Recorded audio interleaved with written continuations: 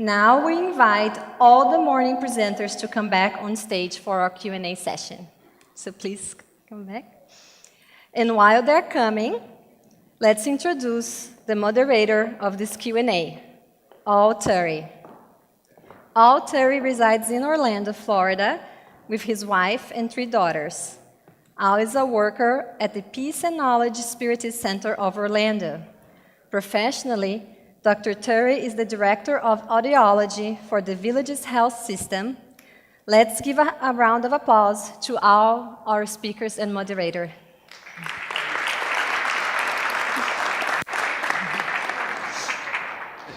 Thank you, gentlemen or ladies. I really appreciate it. Thank you to all of you for being here for the recap from this morning. Thank you for asking me to assist. And mostly, thank you to each of you for your contributions, your hard work. And I tried to pick the really hard ones, okay? Nobody's laughing. All right, here we go. So I tried to grab questions for each of you. We may have some overlap. The first one was addressed to Peter, but I think Mr. Christie could handle this too, because I think it could tie into peacemaking, since it's about relationships. All right, so but we'll start with Peter, which is right here. The question is, why is it usual that one spirit is more evolved than the other spirit in a human marriage? And that's why I said peacemaking could tie into this as well. But go ahead. Can you hear me? Okay. So the question is, why is it usual? Why is it usual that one spirit is more evolved than the other in a human marriage? So, like, why are the wives always smarter than the men? Well, one way to think about that, yeah. That's right. It's usually right? the husband that's least involved, right? Yeah. One way to think about it is a relationship, a serious relationship, is another opportunity to learn. And so if both partners are absolutely equal in all ways, then there's not as much learning that's likely to occur as a result. It can be certainly based upon the previous history of that relationship, what has gone on between 2 individuals. It's a little tricky to narrow it down to any one thing in particular, except that, again, it's sort of an opportunity for 2 individuals to help one another. Sometimes in couples and in relationships, the person who has a little more perhaps is a little more evolved or perhaps has some more responsibility is indirectly teaching the other, but it depends. Did you want to elaborate? Or? Perfect. Wonderful. Do you guys all want to comment on the question? Or just, yes? What happens when there are 2 wives? Exactly. Just a quick question.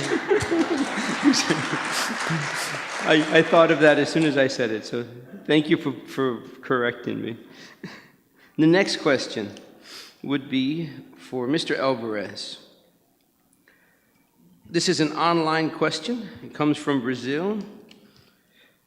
And it basically reads that with the loss of family, we have people still on the earth that talk about relatives that have passed, young children specifically. Maybe they passed when they were 10, and it's been 15 years, and now they say they would be 25 years now. But the question really comes down to is, how do you help people still grieving death and counting the years with family that they've lost, like they haven't moved past it? How would you recommend helping with that? I think the answer to that is how you help anyone that's going through a difficult time with, and I think Jesus gives us the answer to that, and that's to support them with love, with compassion, with fraternal assistance. If they're able to go to a Spiritist center, I would recommend that they go to hear the gospel, to take classes, to do the fraternal counseling, which is a very particular kind of counseling based on the Spiritist doctrine. And I think those are the things that we can do to help anyone, whether it is someone that's grieving the loss of a loved one, or someone who's having difficult time at work, or having a difficult time with their partner. Thank you very much. Susanna, this one's for you. How can we separate the line between tolerating one another and acceptance versus being too tolerant and perhaps putting ourselves in danger of being hurt? When do you stop tolerating and then, or start protecting, in other words? Where's the line? Well, when we were speaking about tolerance, we weren't speaking about abuse. We were speaking about something much more simple, such as tolerating differences and being able, for example, to tolerate someone that is different than you and yet continue to be friends with that person, respect that person.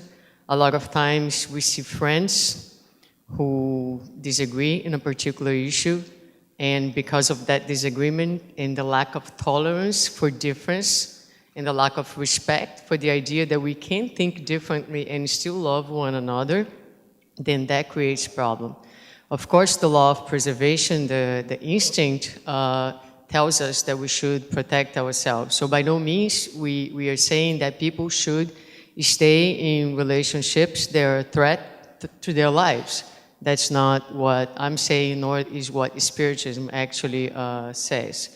And the difference, and then so there is tolerance is, I think goes back to what you were saying, those 10% learn to see that there is a possibility of something different than what you think or the way that you are. And you work on acceptance of this possibility. You may not accept the person's idea, but we need to work on accepting that there are other possibilities and other things different than our own way of seeing the world. Thank you so much. Heather, do you see mindfulness practices being introduced into public schools as spiritual progress occurs? And what other methods do you suggest? Mindfulness, you said? Yes, is mindfulness practices being introduced into public schools? Yeah, it is. I don't have a lot of experience, with that to comment too much, but I have seen a lot of articles being shared, and some of them that I've looked at. Mindfulness is something that people are, ironically to say, but becoming more conscious of, more aware of the importance, and basically because of the need for it, because we are our attention is taken in so many directions all day, every day. And so as we adults recognize the need to become more mindful and perhaps put the brakes on what we have set up for our children to inherit from us in our own tendencies with technology and information, then it is being addressed in the schools. I know that children are starting to learn not only about mindfulness, but practices and how to be more in the moment, so to speak, but really, We were, my wife and I were speaking yesterday as we were looking at monuments and playing tourist, how much mention of God is in so much of our early history as a country. And now you don't talk about it, you don't see it in school. So my 2 cents on this is, a lot of that's tied together. If we don't spend a lot of time talking about God, or it's not okay to talk about God, how then do you share that example of Christ on a daily basis? And I think all that ties to mindfulness in some ways. That's just my 2 cents. Like, it's not okay as a society to talk about it anymore. Can I chime in? Please. So I do work in the field of education, and I can say that a lot of schools have successfully been employing and leveraging meditation rooms, mindfulness moments. And it's important to say that these are, they are not religious pieces. They're just a way of teaching kids what educators call self-regulation, which is the ability to regulate your own emotions, to know how to wire your brain and know, oh my God, I'm getting a little excited. I should take a moment to breathe, because there is a correlation between the physical body and the emotional state. So, we did this here today, right? Edward led us to a prime example of that, of taking a moment to breathe and calm ourselves down and revert the natural physical indicators that lead towards anxiety and so forth. So it's been employed to schools, and it's great, because if we learn that at a young age, then it's more likely that those habits will be developed in a way that it stays as we get older, and therefore leads to more congeniality, the ability to just be okay with people and do what Susanna was saying, which is we can think differently and not get worked up about it. Absolutely. May I add Yes, just a little piece? please. Leon Denis, in the book Posthumous Work, has a wonderful chapter on education, and he uses precisely these words. Education comes as we learn to govern our emotions. So mindfulness allows us to understand, to stop, to understand the contents that are coming from our unconscious and manifesting in our lives, and gives us a chance to deal with our feelings and to learn how to educate our feelings. A lot of times we're acting and reacting, as I was speaking before, based on all this content that it is in our unconscious and is governing our lives day to day without us having any awareness. I also would like to suggest the book Mediumship and Consciousness, where there is a big piece, is a book written by the project Manuel Filomeno de Miranda, and there, for whoever is interested, there is a big piece on the role of meditation and in the Spiritist content. Thank you so much. Daniel, this one's for you. Given the climate situation and the changes we're seeing that you spoke of, is there a Spiritist perspective or a Spiritist view that you can share with us on population control and how it ties into managing the resources of the planet? Yeah, this is an interesting social topic that has been discussed, I think, for over 200 years with Malthus, right? The idea that that population is growing exponentially, but that they were concerned back in the 1700 that our resources were not. I think that from even without going to a spiritual take on things, I think we can say that we've learned that technology has greatly advanced since then, which allows us to produce a lot more. So from a scientific perspective, I think we've answered that question, that we are not worried about enough resources on the planet. We're worried about the misuse of said resources, right? I think that if we take a step further and look spiritually, I think we ought to remind ourselves that God is in control. And whereas we may not have a good sense of what's happening and might get very anxious about it, no doubt there is an incredible spiritual planning taking place as to the capacity of the earth to sustain life, right? Or the right quantity of people. Otherwise, it would be reckless of our spiritual mentors and even God to send, 10 people in an elevator that only fit 6, right? It just doesn't make sense that God would do such a thing, right? And so I think that we can rest assured that the population of the earth will continue to increase. We have some hints of that in some of our books in Spiritism. It was talked about in some of the books, some of the Manuel Filomeno de Miranda, for instance, in that the population of Earth and some of Chico Xavier were like 5 or 6 times bigger than the incarnate population. So the total population of spirits orbiting the Earth's influence spiritually is far superior than the ones that are here. And so we can expect to continue to grow in population, which makes it even more pressing for us to know how to manage our resources equitably and understand that we have a fair share that behooves us, of course, and that we can have enough for everybody and still have plenty to go around. So I'm looking forward for us to continue to have these conversations where we earnestly ask ourselves, what are the things that we can do to ensure that everybody gets enough? Because it could be, and I think we see that socially nowadays, that there is some tension about some folks feeling that some have too much and others have too little. So, of course, socially we have to work this out, but I wouldn't be too worried spiritually. from a population control, because my belief in God dictates that there is a greater plan that I might not be privy to, but no doubt far wiser and smart people on the other side are taking care of that. Thank you so much. Mr. Christie, this one is for you. What if 10% isn't enough?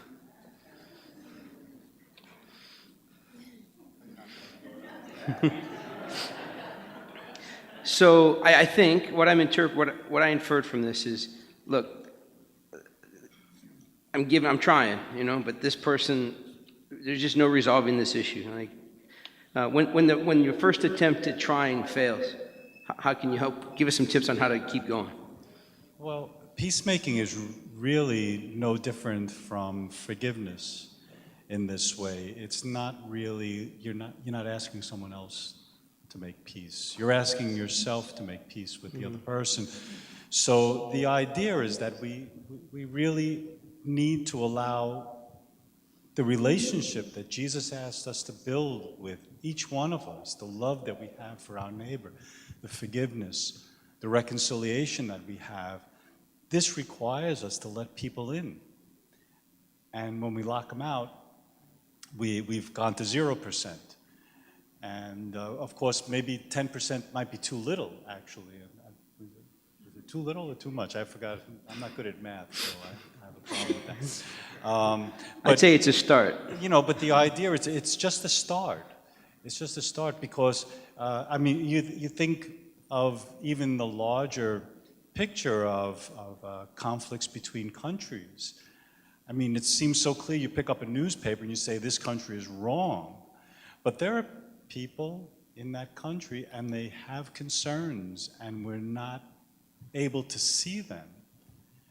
And this is where the lack of peacemaking comes in, because there's no way of getting in there. There's no way, because we just see it's right or it's wrong. And certainly I look at my own life. When I was a teenager, I thought one way. Go back to Daniela's quote from St. Paul. We grow, and if we realize that each day we're changing, where does that change come from? That change comes from our interaction with each other and our ability to take something in from the outside and do something with it and really change and create peace between us and other people. Thank you very much.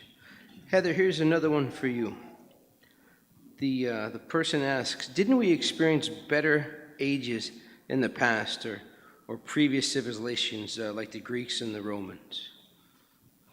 Didn't we experience better ages? Better ages, like as far as Civilization. yes. In terms of equality and your topic. I think that It's debatable, yeah? yeah, it's debatable. I mean, if you look way back, different ages, I'm sure we could point out some things that compared to now seem better. Maybe life being more simple. A lot of us struggle with, we all ask each other, how are you? And we're like, oh, I'm good, I'm busy. That's like a typical answer because we're all just like running. So maybe the simplicity of life, not being concerned with so many complex things. But, when I just see progress overall. I think that we are, we're growing and, anywhere from the sciences to the arts. And there was so much violence in the past for all the violence that we have today, I think that we are slowly moving away from our more animalistic tendencies. And I don't know, maybe somebody else here wants to chime in, but I overall think we're better I think so. today. Adrian wanted to contribute.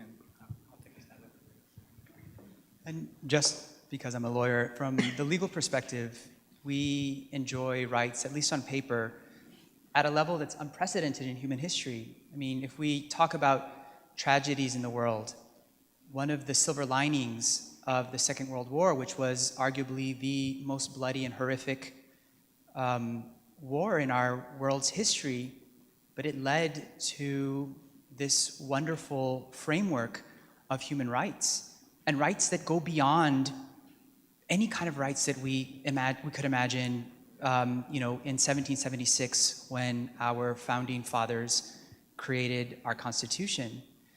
So much so that a country like Germany, which perpetrated this horrible thing through the Holocaust, is now a country, if you walk in Berlin, you see on the river their Declaration of Rights in glass etched, and they have a dome over their parliament that's of glass that symbolizes transparency. And so I would agree with you, Heather, that our world continues to advance legally, scientifically, and it's just a matter of time before everyone catches up. So I don't necessarily agree with the premise that the world was a better place 200, 300 years ago. Understood. Yeah. Thank you so much. Yes, Daniel. Can I chime in?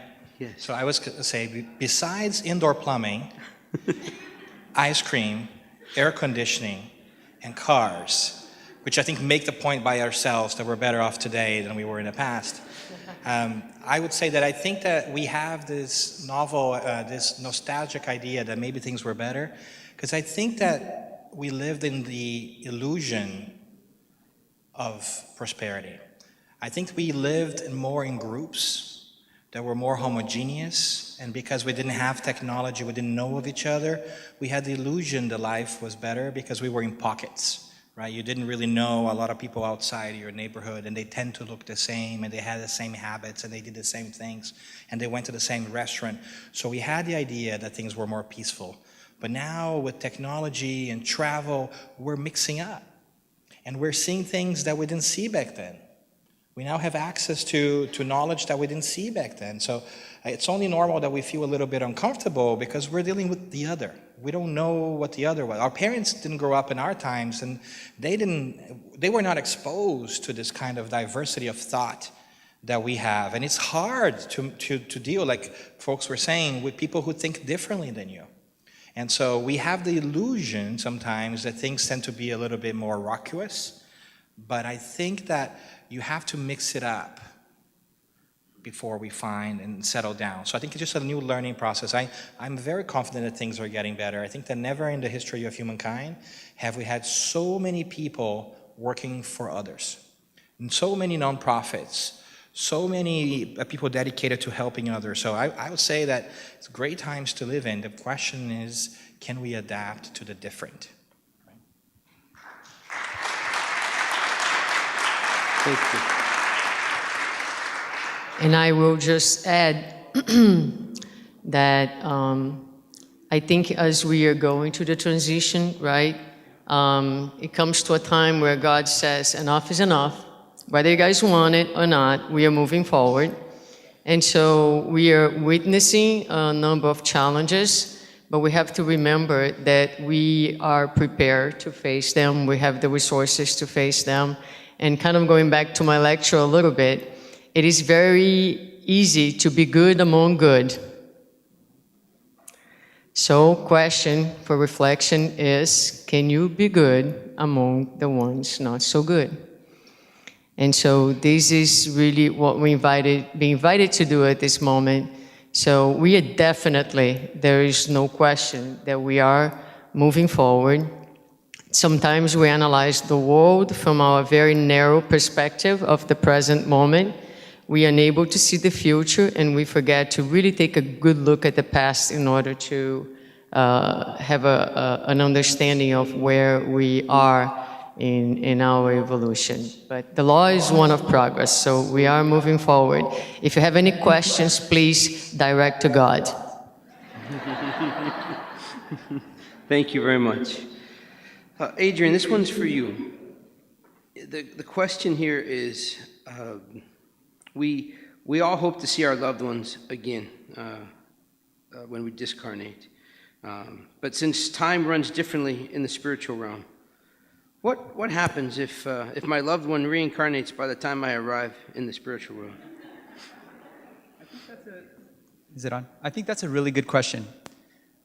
I think first I would start by saying that the bonds of love and the bonds of affection endure. And just because our loved ones pass away to the spirit world doesn't mean that they stop loving us, and it doesn't mean that we stop loving them. But we also have to understand that we're immortal souls.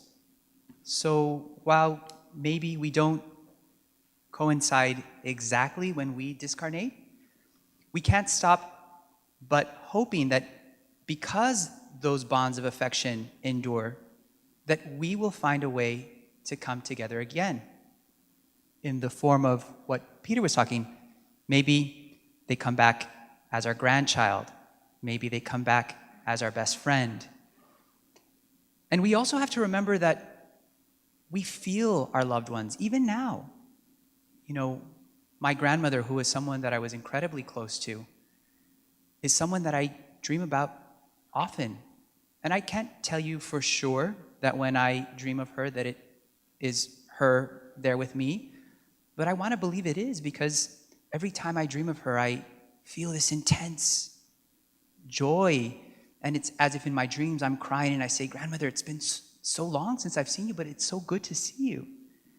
And so those, whether it's actually her spirit, it's a sign anyway of my affection for her. And I know that the bond that she and I created in this life was formed from many lives. And that bond will continue because love endures. Thank you so much. This one is not directed towards any one of you. So whoever has an overwhelming desire to tackle this one, I think it's a great question. But I wouldn't want to be the one answering it. It says, on one hand, I'm the only one responsible for my inner transformation. But on the other hand, my self-interest can be the obstacle to that inner transformation. How do we reconcile these seemingly contradicting concepts? Okay, we found a volunteer. If our self-interest is conflicting with our desire to progress, that's the question, right? Yes. Humility. We need to embrace humility. A lot of times we think we know what is the best way to do things, but at the same time, if we're presented with circumstances that actually make us confront the way we think, we have to be humble enough and open enough to realize that maybe our perspective about ourselves and about the world around us needs some change, or at least some re-examination. So it's really, I think, a question that's connected to the need to embrace humility and overcome pride. Wonderful. Thank you so much. I think Daniel has a bit he wants to add. If you give me a microphone, I'm not letting go. I think the question is one of priorities, because if somebody says, I want to work on my spiritual evolution, but my self-interest is getting in the way, I think we have to recognize that that person already understands that it's really not their self-interest to listen to their self-interests. Metaphysical, right? They already understood that their self-interests are not or should not be the priority. And that's why the conflict comes from. So in our conscience, as the good spirits tell us, we already know what we kind of ought to do. And we are, I think, all in this process where we're recognizing that we've got to make this change. We just don't know how to. Because it's really hard to deprioritize that which we see and feel. Because we have been trained for generations, for incarnations, to believe that what is what we can see and touch. And so to unplug ourselves from the matrix is really hard, right? But it takes repetition and it takes learning and trial and saying. So I think that wrestling with the question is already a great sign that we're on the right way to really looking at our self-interest from a spiritual perspective, not a material perspective. So I would offer whoever has a question some hope in saying, look, you're halfway there. You're already thinking about it. Good job, you're human. You know? So I agree with you. That's awesome. But how do you unplug from the matrix?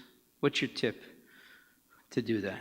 Because we all get caught up in that. So if we were to get very practical, I can't prescribe for everybody, but I can do what I've seen pointed to me by our older brother, the Christ, which is the reminder that we are immortal and spiritual beings first. I think his entire message, which I think we mislead, is not one of pain and suffering at the cross. I agree. It's one of, he came back to show that life goes on. If anything else is a message of joy, because he came to show us that we are going to survive this life. Therefore, our emphasis should be on gathering those treasures that he said we should be interested. So we should be focusing on the spiritual piece. That's clear, I think, for me. The problem is, how do we get there? And I think repetition and talking to people like we're doing here, going to the Spiritist Center and reminding ourselves on a weekly basis is a way to build that habit. Because we've got to build the habit to be able to rely on it. Talk to other people, get different perspectives. Today we're having a little bit of an example of that. We have people here with different backgrounds doing different insights into the same topic, right? We had Adrian talking about law, right? We had Edward chiming in from a very, like, both musical, but at the same time, very engineering-like perspective, right? We have Susanna bringing her passion and her insights to this. So it's beautiful to see that the different perspectives will help us settle in our brains this reality. So repetition, I think, for me is key. And that's why I think Spiritism has changed my life, because it has given me the opportunity, along with all of you guys, to keep talking about this, keep reminding myself about this. And that has been raising the level of importance in my brain. So keep studying, keep working, keep talking, and it will come as second nature. Keep calm, you are evolving, right? Keep calm, you are evolving. So we have to put that into perspective too. When I was talking, I said, evil is going to disappear entirely when we become pure spirit in the celestial worlds, which I didn't even talk about. So we're going to deal with those struggles through a long time. It's a journey. It will take many and many incarnations, and I agree with you 100%. It's a matter of investing in this belief of immortality. And when I say that, if I ask any one of you, do you believe that you're immortal spirit? You will say, yes, for sure. Do you live as a mortal spirit? I doubt it. I doubt it. And so it's not about believing. It's about being able to moment, to live as such. And that requires that we continue to talk about it, and that requires that we continue to try. The most important thing is that we should never lose hope and persevere. Thank you so much. Peter, we have another one for you. As it pertains to that book I believe you recommended, the Parenting Handbook. The question is, do you have any examples of how to incorporate lessons from that book into our weekly Gospel at Home, please? Can you hear me? Yes. There we go. One of the lessons in the parents' book is a technique called reflective listening, where when we're talking with somebody, we really make an effort to hear where that person's coming from and actually say something back to that person that demonstrates that we actually heard what they said. Because sometimes when people are not communicating so well, it's because they're not really listening to each other. And so reflective listening is a technique that this book talks about. And you can certainly do this with your kids. You want to get through to your children, for instance, but at the same time, you want to try to understand where your children are coming from and why they think what they think, or why they feel the way they feel, and why they did whatever it is they may have done. But you can also do this with adults too. Sometimes two adults will, one of them will be complaining and doesn't feel like he or she's really being heard. And so it helps if we actually listen to the other person and take in what they're saying. Thank you so much. This is my invitation now to any or all of you, are there any thoughts as we wrap up the last couple of minutes that you don't think we've hit on, or you'd like to reiterate, a takeaway for each of us, from perhaps from your talk specifically? Maybe we'll just start with you and just go around. Is there one thing that you would say, if you don't remember anything else, remember this? I think one of the things for me that was very enlightening when I was researching my talk was this idea that we don't really understand God's designs. We're still very imperfect spirits to really understand the plan that He has for us and He has for the world. But even so, God doesn't leave us abandoned. He uses our ignorance. He uses our blindness to cause us to act, to be co-creators in the universe, because that is the incentive that we have to fix things, to innovate, to learn, and to strive to be better. And so even though it may seem sometimes that we're this, as Danielle says, this blue chariot out in the galaxies, we're never alone. And God always finds a way to use our imperfection to better us. Thank you. How about you, Peter? Anything you'd like to remind us of or emphasize? In the example I gave about reincarnation, I would just add to all of that that was just really one example. And one of the, what I've heard in the study groups that I do at my center, a phrase that gets used over and over again is that every case is a case, meaning that everyone's journey is unique and pertains to that particular individual, that particular spirit. And so whatever it is we need to learn or go through in our spiritual evolution is unique. And that's part of what makes life really exciting, and also part of what makes the journeys that occur within any particular family very different and unique from another family. And that I would say it's a big mistake with reincarnation to sort of adapt a one-size-fits-all. And what I mean by that is sometimes you might hear people,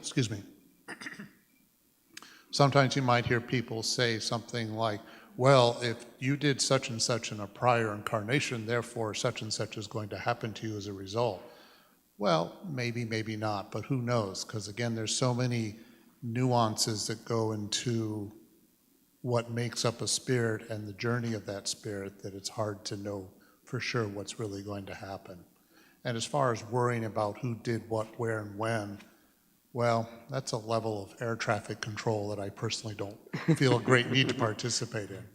So, Thank you so much. And for the rest of our speakers, I apologize. I've taken us beyond time, and we need to stop there. But thank you so much for your contribution today. We really appreciate it.